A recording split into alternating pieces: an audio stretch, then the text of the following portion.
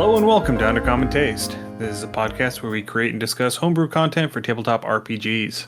In principio erat, chaos est. I'm Ian Woodworth. I'm joined by my co-host James Daly, and today we are finishing up our promised episodes here. Woohoo! Because I had mentioned that I was running a couple of programs at the local library for International Game Month, which is the month of November. And as of recording, last weekend was the first set of games for the teens. I ran a session of D&D, and unfortunately nobody signed up for my Kids on Bikes game, so I didn't actually get to run it. Aww. But for the D&D, I ran the Wild Sheep Chase module.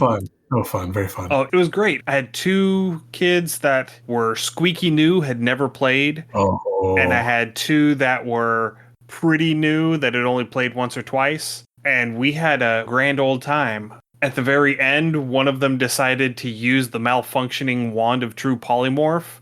Spoilers, in order to use it correctly, you have to succeed on a DC 17 Arcana check, and they rolled a 4. Oh, nice. And if you fail by 5 or more, the wand explodes and deals 1d10 force damage per charge remaining on the wand. Did he nuke himself? They nuked the entire party. Oh, awesome. Awesome death by sheep. Well, they were trying to polymorph the wizard who is the sheep back into a wizard. So the wizard became a gibbering mouther, and everyone else died. Oh, wow. That's from 16 points of force damage. That's impressive. Because they were all level 3. Oh, wow. And they'd all just finished.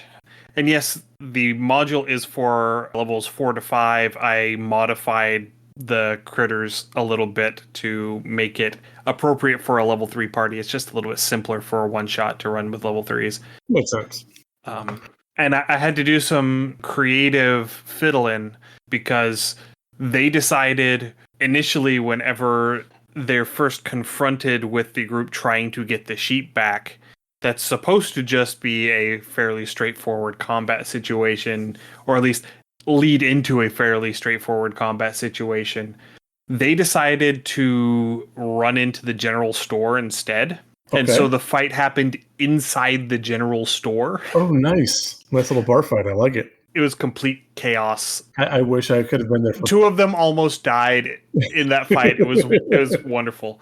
That sounds amazing. Yeah, that sounds we all had a wonderful time. It was great. That sounds wonderful, yes. I'm actually really excited to learn about the Cypher system. That's one of these ones that I've always heard about, but never actually sat down and figured out. And I have really enjoyed personally the past several episodes going through some of these lesser known systems, lesser used systems, I will say.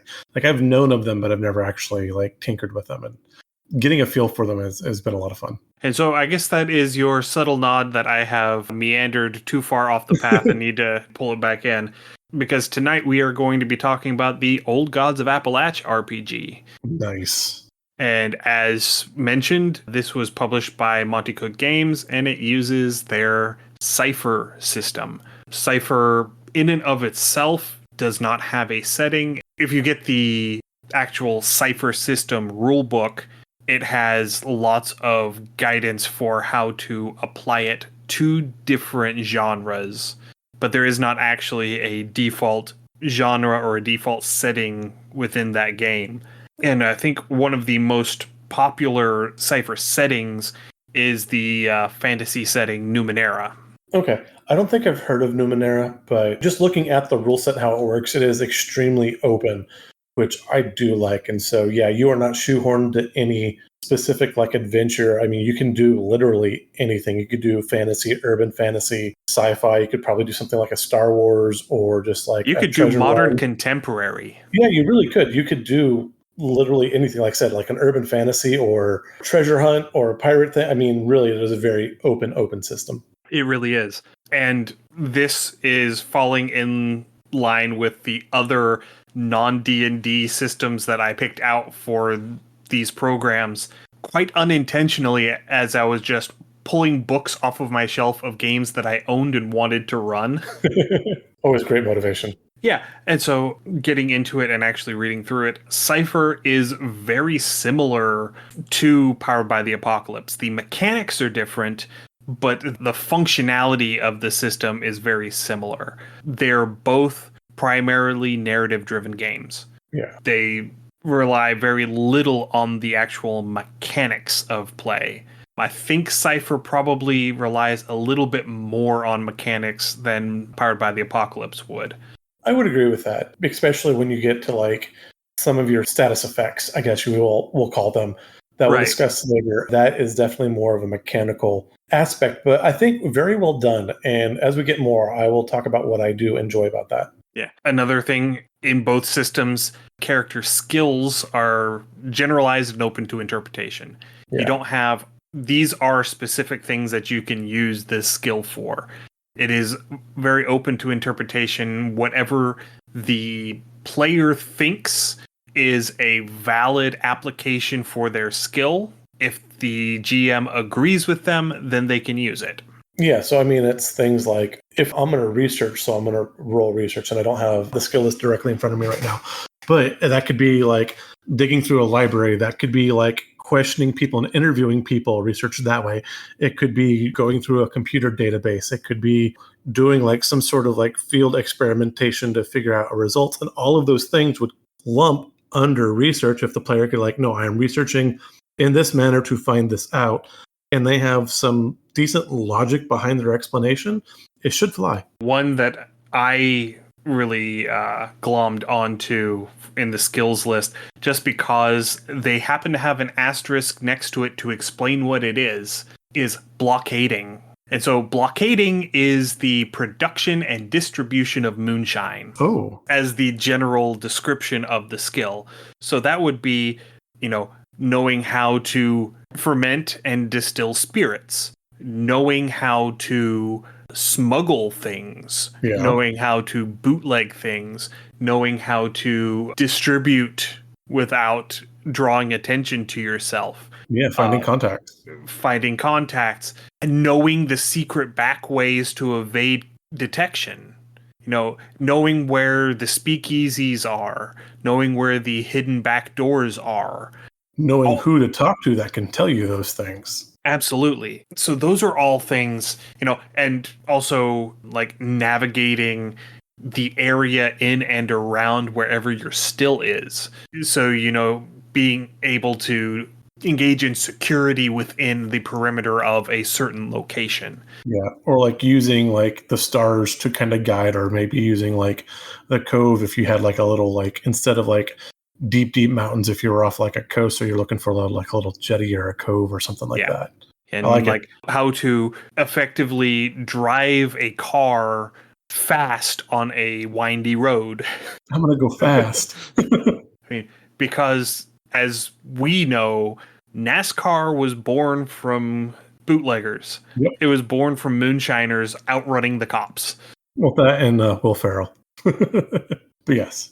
And then the last major similarity between Cypher and PBTA is that the GM doesn't roll any dice. It's a little lackluster for the DM, but fair. Oh, the GM gets so many other things that they can do. I am not at all going to be upset about the fact that I don't get to roll dice for this. Okay. So rather than having a 2d6 system, which is what PBTA has, there are 3 different dice. Powered by the Apocalypse for those who, The first time I saw that, I'm like, Pabst Blue Ribbon? No, that's not right. Yeah, Powered by the Apocalypse. Monster of the Week that we talked about last time is a Powered by the Apocalypse game. So there are 3 different dice that you need to play the Cypher system. 4 if you want to get pedantic, but we're not going to go there right now. You're not going to be pedantic for once, really? That's like your time. Favorite. Oh, it's like your favorite. Because you could still do it in 3. You could. If you had a D100, you could do it. Yeah. So the first one is going to be the D20. The D20 is the one that you're going to use the most often. Anytime you perform an action, you roll a D20. Anytime you resist an action being performed against you, you roll a D20. And that's how you determine whether or not you succeed.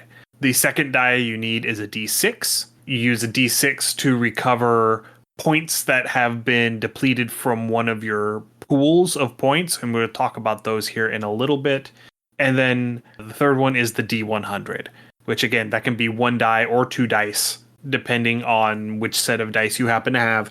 You could have one of the big golf ball dimpled ones. They're fun. They are. Completely impractical, but they're fun. So in short, 3 dice, the D20 do stuff, D6 heal stuff, D100 all randomizes stuff. Tables. Yeah, D100 is what you use whenever you have to randomize something.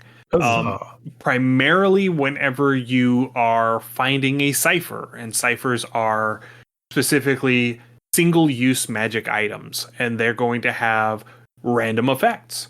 And you use them up, and then you find another one.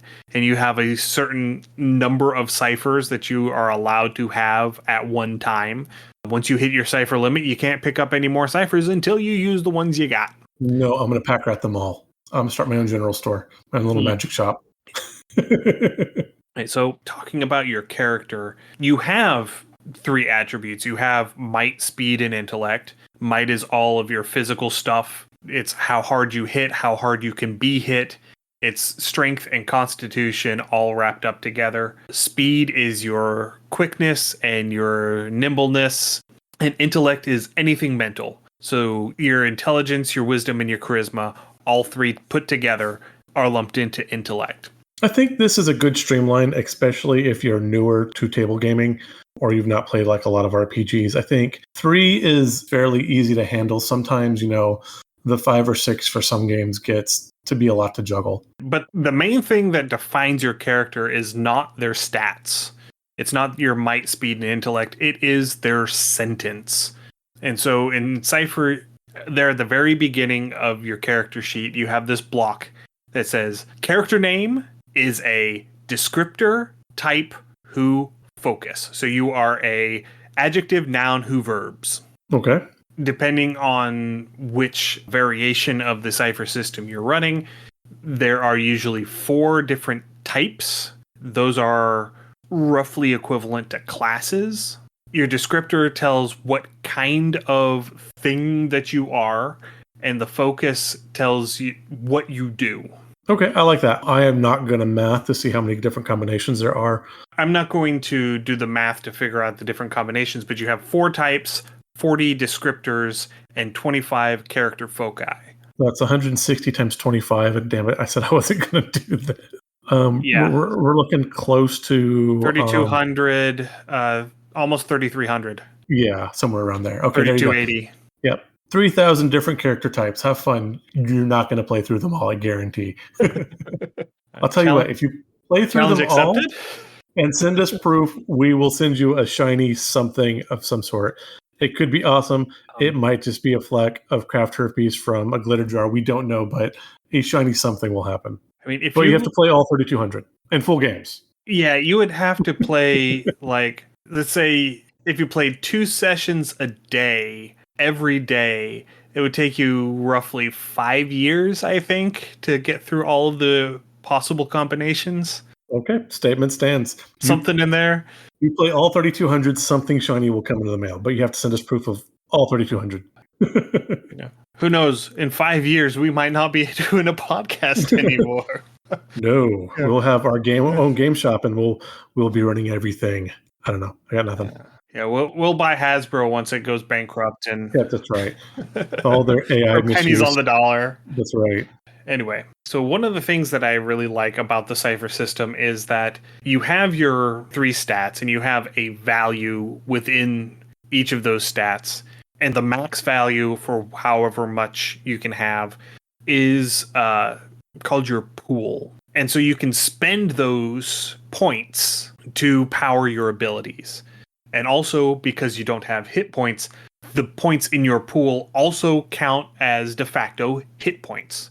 So if you get hit with something, you lose points from your pool. So they're both a resource to power your abilities and the thing that keeps you alive. Now, see, this is the mechanic I was referencing to earlier, and I find this extremely inspired. I like how they work that you're walking in and you are adventurer Bob, you're adventurer Petey Pete, doing Petey Pete things, and you have a set amount of agility. You wake up in the morning, you're fresh, you're full of energy, you're ready to go. And as you do things, as you try to achieve or figure out challenges, you've got to run from stuff, you got to figure stuff out. You may or may not choose to fight something.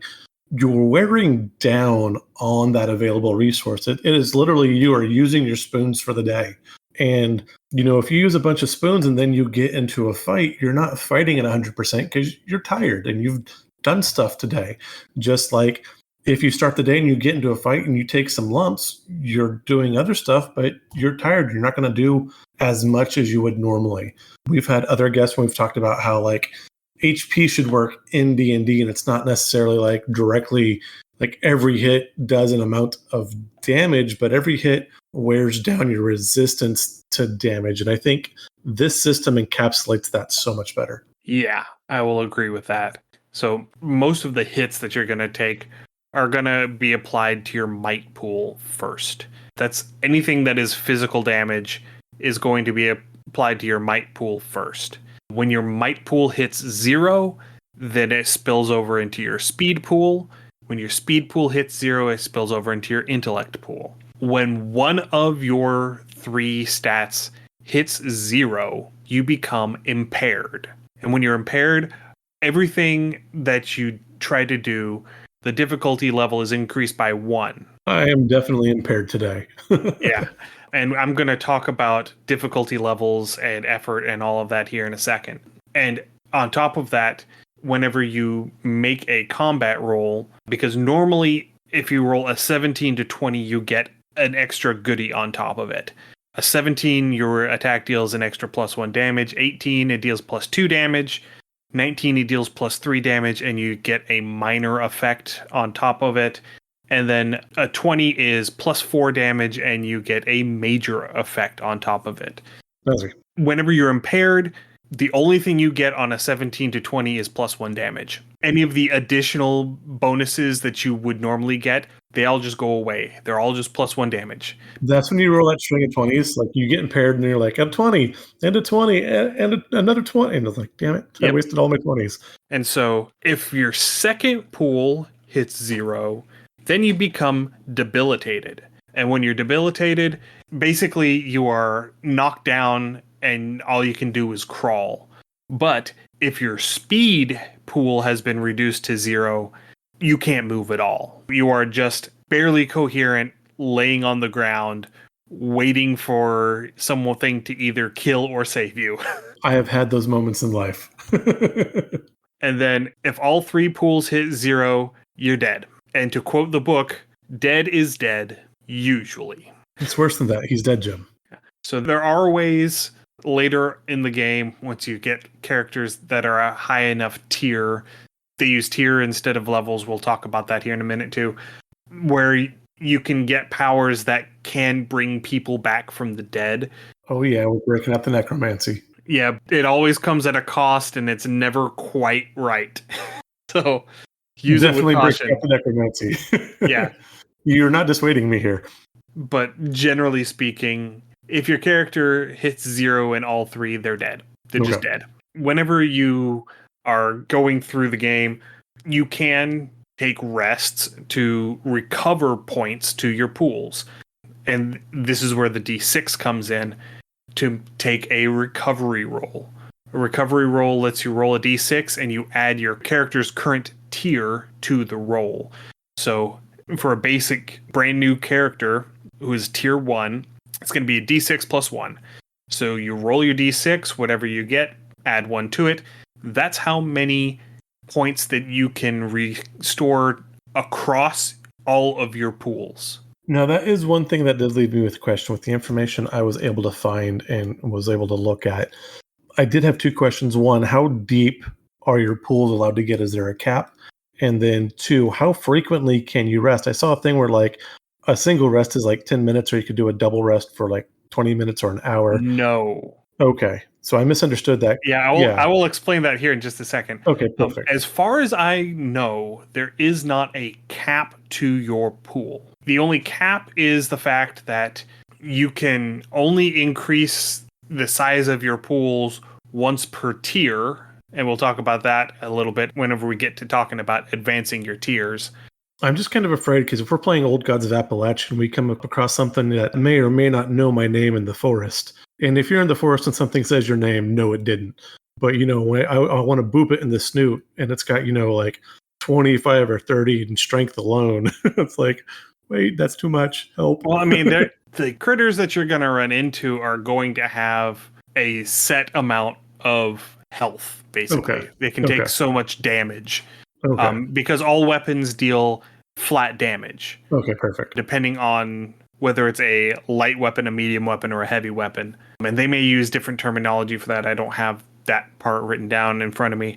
I know that the light weapons deal 2 points of damage on a hit, medium deal 4, heavy deal 6. And then you can add damage by applying effort to the attack or if you roll high enough. Sounds fair, yeah. But yeah, so with the recovery rolls, you get to split up the value of your roll across all of your pools to bring them back up to whatever their maximum value is. If you end up rolling higher than you have missing points from your pools, the extra just floats off into Neverland, never to be seen again.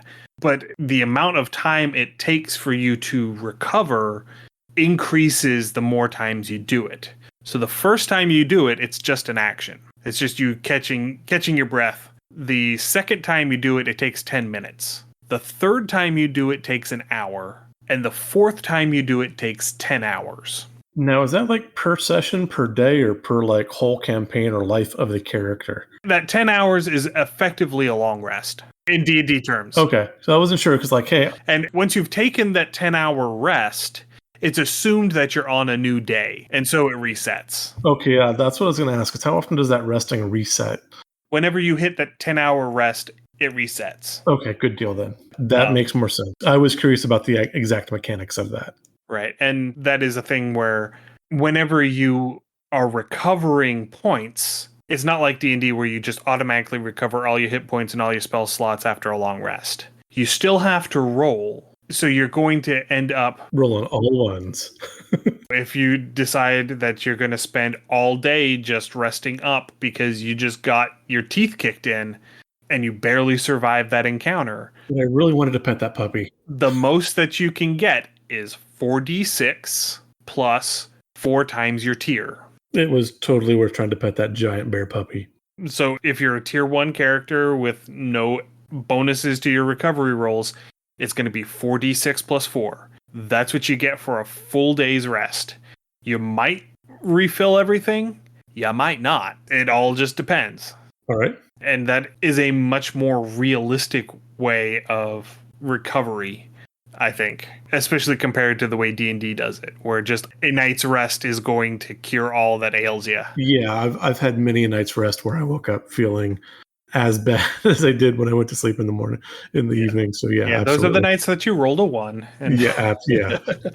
Wait, where'd the negatives come from? So whenever you're talking about your actions that you're taking, the GM assigns a difficulty to whatever action you're trying to undertake. The difficulty runs from 0, which is a routine action. If the difficulty is 0, there is no need to roll on it. You automatically succeed. I'm going to tie my shoe. On up to a difficulty of 10, which is technically impossible. I'm going to date insert model of choice here. Right. If you're facing a creature, the creature will have a difficulty attached to it, and it may have different difficulties for different abilities further down in its stat block. But as a default, it has a set difficulty.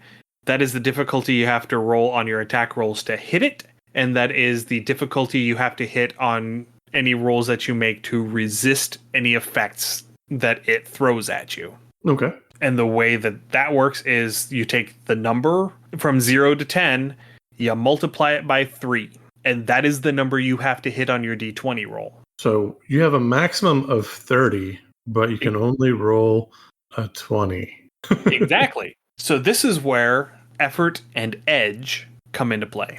Effort can be used to reduce the difficulty of a roll. So we're going from a 20 to a 19. So you're going off of the base 0 to 10. Okay, yeah. So we're going going from a 10 off to of a that sliding scale. Okay, perfect. You figure out your difficulty by applying effort to it. And once the difficulty has been finalized, then you multiply it by 3. So if you have a skill that you're trained in that applies, you automatically reduce the difficulty by 1 rank. If you're specialized in that skill, you get to reduce it by 2 ranks instead. So we're going from like a 10 to an 8 now.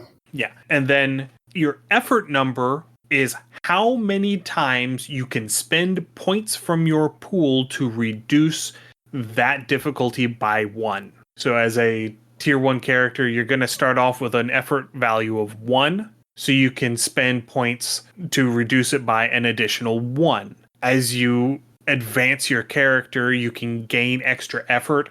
That effort value will go up and will allow you to spend more points to reduce it multiple ranks. So as a level 1 character, I'm specialized in whatever task I'm going to do, and then I'm going to use 1 point of my effort. I've taken that from a 10 to a 7, and so now my goal is a 21, correct? Yes. Perfect. Still not attainable, I but was going to say, it's lower. squeeze one more in there somewhere? Like, Yeah. could I get one more point? I mean, you're not, a reasonable GM is not going to throw any difficulty 10 things at a tier 1 party. I'm going to jump across the Grand Canyon and I'm going to do it. I'm going to get a run. All right, Evil Knievel. I've got my cape and everything. Yeah. But so Edge is a point cost reduction whenever you're using a specific pool. So each of the 3 stats have a pool value and an edge value. And the cost of spending points for effort is reduced by your edge value. As far as I can tell, your edge maxes out at 3 for each individual thing. Because the first time you spend effort to reduce a difficulty, it takes 3 points out of your pool. And each subsequent point of effort that you apply takes an additional 2 points. So as a level 1 character, would I be able to use that point of edge and drop that required roll from a 7 to a 6? No, you're reducing the number of points you have to spend to use your effort from 3 points to 2 points. Okay, perfect. And still not jumping that gorge. Yeah, if your edge ends up getting all the way up to 3, the first point of effort is free. Huzzah! So if you're able to spend multiple points of effort, let's say your effort value is 3, normally it would be 3 points for the first rank of effort, another 2 for second, another 2 for third, for a total of 7 points. If your edge is also 3, then you ignore those first 3 points out of your pool for that first rank of effort, and it's just the 2 for the second and the 2 for the third, so for 4 points total. You get to reduce the difficulty by 3 ranks. So at level 1, I can't seduce the dragon, but I might be able to pull it off for level 2. Maybe. And it's going to turn into some greasy old miner man, right? And because tiers max out at tier 6, your effort maxes out at 6. So you can, at most, you can reduce the difficulty of a task by 6 ranks using effort. Okay, no, that sounds reasonable. You shouldn't be able to make an impossible task completely feasible. That's a bit much. But even going from a 10, which would be, again, a 30 to a 12 is not bad. Well, if you manage to do this, let's say that it also uses a skill that you're specialized in, so you get to reduce it from a 10 to a 2. Nice. Okay. Yeah. No. I mean, that takes everything. That means you have to roll a 6 or higher you have a 75% chance of success. I rolled a 3. But you're also spending everything. 10 points from your pool to do it. Yeah, that's a lot. That's a big investment. That is I do this or the party wipes. Yeah. But I mean, I like it though that you can, and again, it makes me feel happy. I kind of like the blood magic in a lot of different games, but you are going to sacrifice of yourself to do this extraordinary thing. Absolutely, it should come at a cost, and I really do like that mechanic. Yeah. You know, if you're one of the classes that uses magic and you're casting a spell and you're blowing 10 points of your intellect pool to pull this off. Oh, yeah. Yeah, I mean, this is a major magic that is going to wreck your psyche. Oh, I love it. I love Yeah, it. Or just might, absolutely. take an arm and a leg. Uh, Edward. Edward, brother. Uh, anyway, um, So many so rabbits. the last mechanical thing to talk about with regards to the Cypher system is XP. XP comes fairly frequently in a game played in the Cypher system. Make it rain. Oh, wait. And there are numerous things that you can spend XP on. The big thing that you can spend XP on are advancements, and I'll talk about the specific advancements here in a minute. There are 5 checkboxes at the top of your character sheet for advancement. You have to check off all 5 of those boxes in order to advance up 1 tier for your character. And that's how you unlock additional abilities for your type. You unlock different bonuses for your descriptor and your focus, but primarily you're unlocking stuff for your type by increasing your tier. And that also increases, the value of your recovery rolls and things like that. But the most common thing that you're probably going to be spending XP on is you can spend 1 experience point anytime the GM tries to do something that they have called a GM intrusion. So a GM intrusion is you're playing the game and there's a narrative beat where the GM can throw a complication at you. And if you allow that complication to happen, you get 2 experience points. You have to give 1 of them to another player at the table, but you keep 1 of them. Okay. And that's a pretty easy way to accrue experience points if you have a GM that likes to throw complications at you. I don't know anybody like that. Not at all. The fun thing is, if you roll a 1 on a check, the GM gets to have an intrusion for free. Ooh. But even on that free intrusion, where they don't have to give you experience points for it, you can still spend an experience point to deny it. I totally all I can hear was it Scott Brown? Scott Brown, I've got a showing when you talk about GM intrusions. Yeah, that is a Seth Skorkowski video. I will throw it into the show notes because it is amazing. Yes. But that's the primary thing that you're going to spend experience points on is when something bad is about to happen because the GM intrudes, you can spend an experience point to say, no, that doesn't happen. That's kind of fun. I think given the relationship between players and GM, depending on where they at and where they know each other, that could be a wonderful point counterpoint type thing. I think that would be a lot of just table interaction. Yeah, and it feels a lot like the action point system from Fallout, the Fallout game. Yeah, a bit, yeah. A little bit different, but it does have that same sort of feel to it. Yeah. You can spend 2 experience points to get a specialized skill training. This is one of those things where if you're getting ready to do something and you just really need somebody who can do a certain thing, somebody can spend 2 experience points to say, actually, I have a skill that will apply in this situation. Okay. So things like if you're in the woods and you're trying to track down this monster, you can say, oh, I've been out hunting in these woods all my life. I can follow these tracks. Okay, so now you become specialized in tracking. And so you get a specialized skill that allows you to specifically follow tracks in the woods. Now, will that last for the rest of the game, or is that specifically for that instance?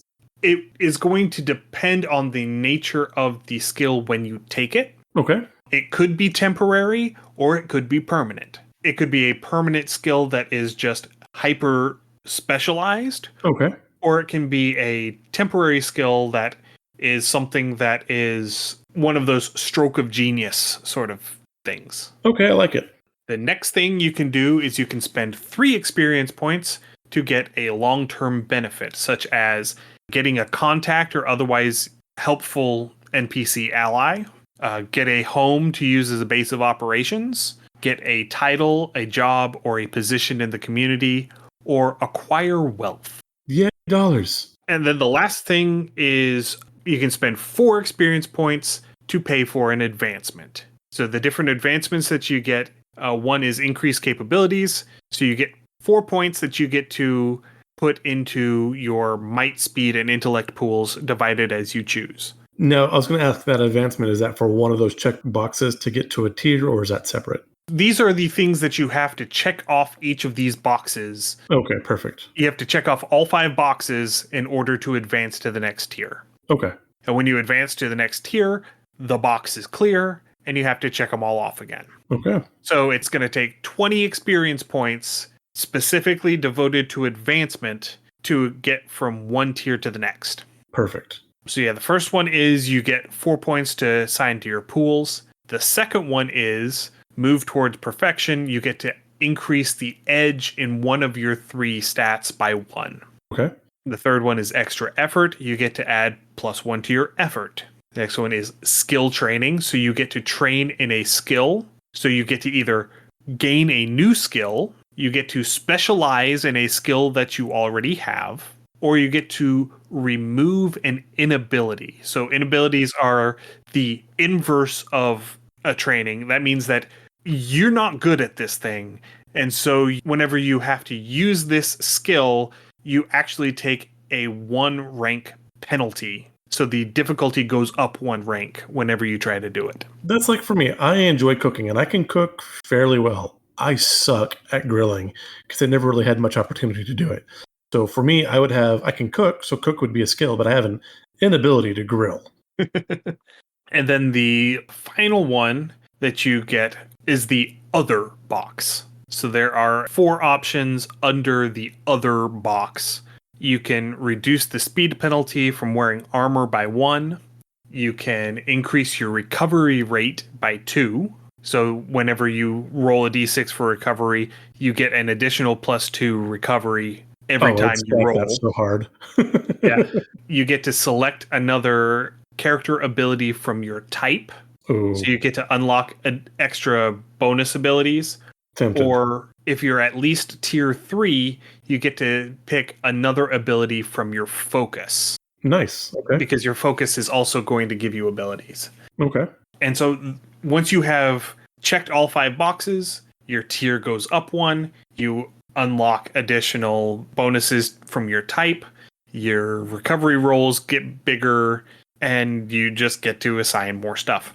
So at tier 6, you're looking at getting a +8, a +10 to your recovery rolls? If you pick increase recovery rate by 2 every single time, yes, you would end up getting, it would be 1d6 +16 every time you rolled. Snazzy. Because you would have +2 5 times, plus your tier, which is 6. Nice. I like it. I'm invincible. You're a loony. Yeah, there's that too. Now, we're not going to go into all of the various descriptors and the foci. We're not doing all 3,200? Yeah, right? Oh. But I did want to put the popcorn back. I did want to very briefly go over the 4 types that are specifically in Old Gods of Appalachia, because they are different than the base Cypher system rule set. They are customized to the Old Gods of Appalachia setting. The first one is the Protector. Protector is going to be a more physical character. These are going to be characters like your meat shield. Yeah, well, they're going to be like, the identity suggestions that they have are bodyguard, butcher, engineer, guard, logger, prison guard, railroad worker, sheriff, shepherd, or veteran. So these are going to be your manual laborers. These are going to be your law enforcement guys. These are going to be your enforcers for criminal organizations. These are going to be soldiers, things of that nature. When they say engineer, they mean like train engineer. I was thinking like, why is an engineer on that? Train engineer. Gotcha. Train engineer. With you. the person who operates the engine. Yes. Yes. I'm just thinking like the bespectacled, like, Oak Ridge, white apron with the pocket protector. Like, you know what? Some of them are beefy. Why not? Yeah. And so, these are individuals who their role is to deal and soak physical damage. I like it. At least in combat. And, they can have various different social applications as well. So like a sheriff, that's somebody who their job is to uphold the law. and provide security and safety to the people, or if they're corrupt, to further the agenda of whatever company is running the town, things of that nature. So that is the first one. The second one is the Sage. Their identities are Bruja, Doctor, Folk Healer, Granny Witch, Healer, Layperson, Midwife, Nurse, Remedy Man, Root Doctor, Seer, Spellcatcher, Student, Witch, and Yarb Doctor. What was that first one? Bruja. Not the VTM class clan? No, there's no H on the end of it. Oh, okay. I'm not familiar with what that is. I'm going to have to look that up after the show. Well, I mean, just going off of context clues, it's going to be like a folk healer of some sort. An herbalist, a medicine person, Apothecary type thing? Yeah. Okay. Kind of a shaman type. I'm assuming. I could be completely wrong. I'm just, as I said, going off of context clues here. But yeah, these are going to be your healers. They're going to be the people who are going to be providing defenses against various hostile things. They're going to be able to cure ongoing status ailments. They're going to be able to help restore hit points. They're going to know lore. Yeah. Yeah, okay. I like it. So, see here. Others look to sages for protection, support, knowledge, and creative solutions to problems. So they're thinkers, they think their way through a problem. They use their accumulated knowledge in order to overcome obstacles rather than using brute force. Okay. Next is the Explorer. So identity suggestions are Caver, Bookwoman, Boomer, Firefighter, Frontiersman, Hunter, Librarian, Miner, Mountain Ranger, Mountaineer, Publisher, Reporter, Scientist, Seeker, Teacher, Traveler, Wanderer, Woodsman, Writer. Okay. So these are your creative and curious folk. I like them. So these are people who are going to be seeking information. They're going to be seeking all kinds of information. They're going to be looking for the most eclectic stuff. This is going to be the person that will, in fact, open Pandora's box. Yeah. I mean, I would too. I just want to know what's inside. But they're also going to be adrenaline junkies. Oh, yeah. Adrenaline junkies are also going to fall into this category. They're going to be people who are doing things for the excitement of it. Yeah, I like it. Because things like Boomer, that is somebody who, in modern parlance, would be a pyrotechnician or an explosives expert. This is a bomb squad guy. Yeah, I was thinking like you had the people laying the railroad tracks and they would use the dynamite. Yes, they're the people who handle and use the dynamite for blasting. With various levels of concern or safety. With various numbers of fingers, yes. Exactly. Hit reverse, Terry, hit reverse. Yeah. So yes, because, Firefighter is also on that list. Caver is on that list. These are people who are intentionally entering dangerous situations. It could be for altruistic reasons, or it could be purely to fuel their need for adrenaline. Yeah, I mean, I would do it out of sheer curiosity. I am definitely the cat that curiosity has tried to kill many, many, many times. So no, I can feel these characters. Yeah. And I should also mention that each of these types determines what your starting values for your 3 ability pools will be. Understandably, yes. I mean, you get additional points to assign, to fill out, and customize, but the baseline point values are determined by which of these types you choose. Okay. So, like, the Protector is going to have might as their biggest thing, and then the Sage is going to have intellect as their highest. And then the last one is the Speaker. Identity suggestions are actor, company man, foreman, lawyer, mayor, musician, pastor, politician, preacher, salesperson, storyteller, teacher, union boss. This is your charismatic individual. Yeah, these could be definitely fun characters. This is the face. Yeah. Yeah, the Speaker is the face of the party. This is going to be anyone who is trying to be convincing. This is anyone who is trying to glean knowledge specifically from other people, who is trying to sway the opinions of other people, who is trying to deceive other people. These are your con artists, and like you said, like your preachers, your speakers, your government leaders. Yeah, these are generally a lot of fun. Yeah. And again, their top thing is going to be intellect because all of your mental abilities are tied into intellect. So your charisma and your intelligence would both fall under intellect. No, I like it. I'm trying to think of what kind of character I'd want to play. I'm somewhere between the explorer and the speaker, I think. And I don't know. I'm sure there's some characters that kind of meld the two, and that's probably what I'd wind up playing. Well, that's the thing is because your character is your sentence, you can use your descriptor and your focus to hybridize. Oh, nice. I mean, you can be a protector, and I could take a descriptor and a focus that would open me up to more magical stuff. And so then I would be able to, utilize certain protection magics in addition to being a big meat shield. You just made a paladin again. Absolutely, I did. Ew. But this is the good kind of paladin that uses blood magic. Okay, fair. It's like nature, everything just eventually becomes a crab. For Ian, everything eventually becomes a paladin. Right. Yeah. Well, I mean, that's just the kind of character that I like to play. I like playing smashy characters that are self-sufficient. Yes. And a paladin is that. Absolutely. Yeah. So that's the big thing for Old Gods of Appalachia.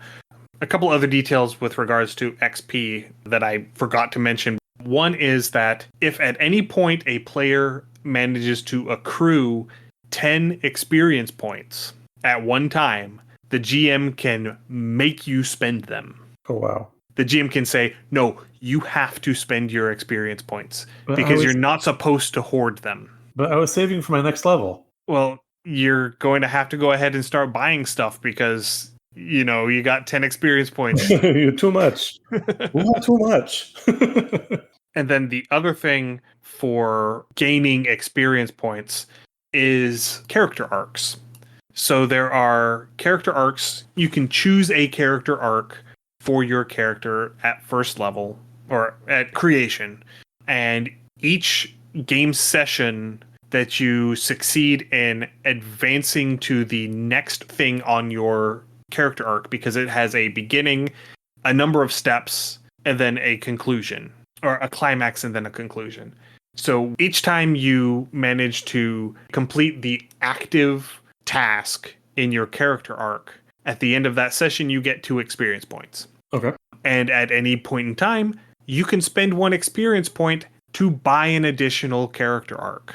Ooh, interesting. And so that is another way to accrue experience points in a little bit slower but more regular manner. And it gives a mechanical incentive for character development, for actually focusing on what your character wants to do to develop and to advance your character's personal story. Okay. And some character arcs have like 7-8 steps.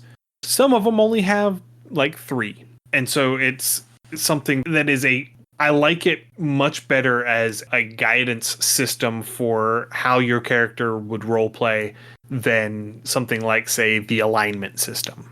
Gotcha. Because the alignment system is just words on the top of the page that you may or may not adhere to. Yeah, I get that. Character arcs give you a goal, and it's up to you, A, whether or not you want to interact with that in this session, and B, the nature of the interaction. No, I like that, yeah. Because if you choose to interact with it, you are rewarded with experience. And that gives you that incentive to continue interacting with it, which only advances the character development and makes for better roleplay. So yeah, that is Old Gods of Appalachia, the gist of it. I found a wonderful video on YouTube by a creator called Mr. Tarask, which is, learn how to play Cypher in 5 minutes. I think we went a little beyond 5 minutes. We did, but his is very short and succinct and well done. Yes, it is very much the highlights. you watch that video and you know about 80% of what is necessary to play the game. Yeah. Maybe even more than that. It's basically just telling you, these are the dice you need. This is how you roll. This is how you calculate difficulty. These are your stats. This is the gist of how a character goes together. He has a separate video that's about, I think, 15 or 20 minutes long on just creating a character. Okay. But yeah, this is one of those games where if you just have the list of all the character focus and descriptor words that you can use for building out your sentence, you can create a character probably in 5 minutes. Oh, nice.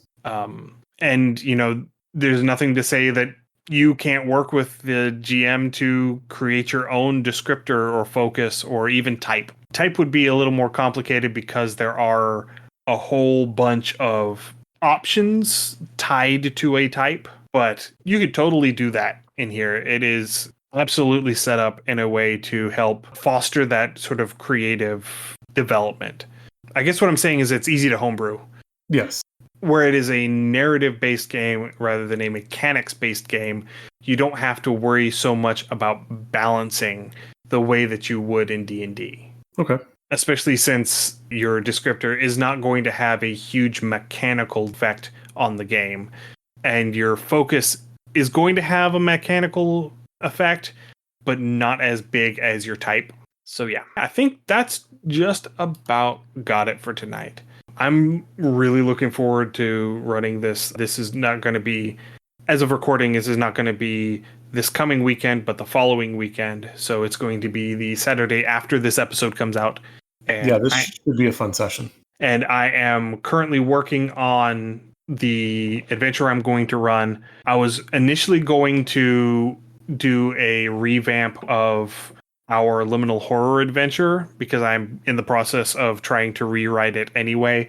But I think instead, in order to get the proper timeline feel for the game, I'm going to do the events immediately preceding the flooding of the lake initially. Okay. Because I have that at the beginning of the adventure as sort of a background lore.